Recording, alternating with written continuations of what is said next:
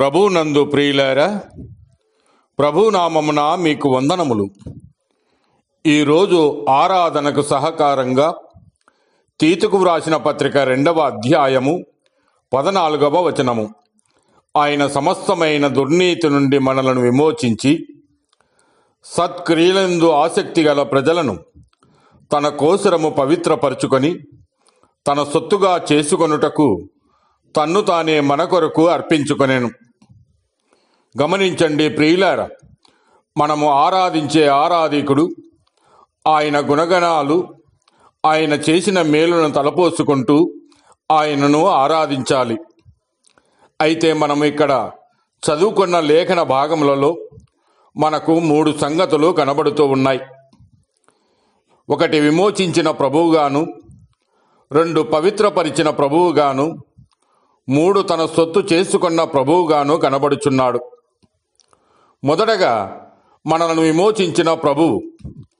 విమోచన అనగా విడిపించుట అని భావము కలదు. అనగా మన పాపములను క్షమించుట. కొలస్సీయులకు రాసిన పత్రిక 1వ అధ్యాయము 14వ వచనములో ఆ కుమారుని యందు మనకు విమోచనము అనగా పాప క్షమాపణ కలుగుచున్నది. గమనించండి ప్రియులారా, ఆయన మనలను ఎక్కడి నుంచి విమోచించాడంటే సమస్తమైన దుర్నీతి నుండి మనలను విమోచించాడు. అంధకార సంబంధమైన అధికారం నుండి అనగా సాతాను యొక్క అధికారం నుండి ఆయన మనలను విమోచించాడు. మనము పాపము ఏర్పాటు చేసుకొనుట ద్వారా సాతానుకు బానిసలమై ఉన్నాము. అయితే క్రీస్తు ప్రభువారు ఆయన రక్తము కార్చి మనలను విమోచించాడు.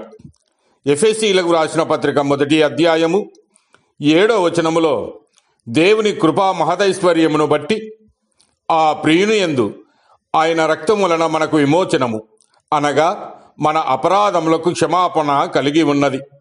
గమనించండి ప్రియులారా, ప్రభు అయిన యేసుక్రీస్తు మన కోసము ఆయన శాపగ్రస్తమై మనలను విమోచించాడు.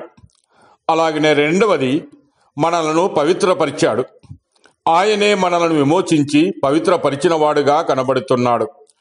మనము పరిశుద్ధులుగా మనల్ని చేయడానికి ప్రభు అయిన యేసుక్రీస్తు యొక్క శరీరము ఒక్కసారియే అర్పింపబడుట చేత ఆ చిత్తమును బట్టి మనము పరిశుద్ధపరచబడి ఉన్నాం.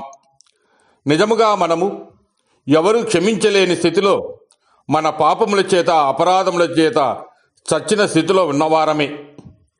అయితే ప్రభు అయిన యేసుక్రీస్తు నామమునను మన దేవుని ఆత్మయందును మనము కనగబడి పరిశుద్ధపరచబడిన వారై నీతిమంతులుగా తీర్చబడి ఉన్నాం. అంతేకాక ప్రభు అయిన యేసుక్రీస్తు కూడా తన సురక్తము చేత ప్రజలను పరిశుద్ధపరచుటకై గవిని వెలుపట శ్రమ పొందెను. 3వదిగా తన సొత్తుగా చేసుకున్న ప్రభువుగా ఉన్నాడు. నిజమే ప్రియులారా, మనము దేవుని సొత్తు.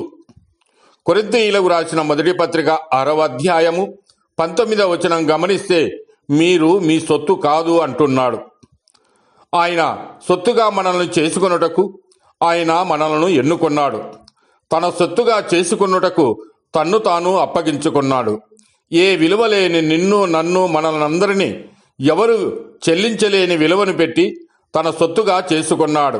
కారణం మన మంచివారమని కాదు, మనము పాపములో ఉండి పాపములోని నశించి నిత్య నరకానికి సరిగ్గా సరిపోయిన వారమే.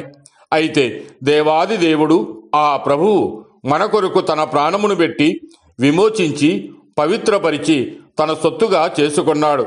కనుక ప్రియమైన వారలారా, ఇన్ను మేలులు చేసిన ఆ దేవుణ్ణి మనము ఆత్మతోనూ సత్యముతోనూ ఆరాధిద్దాం.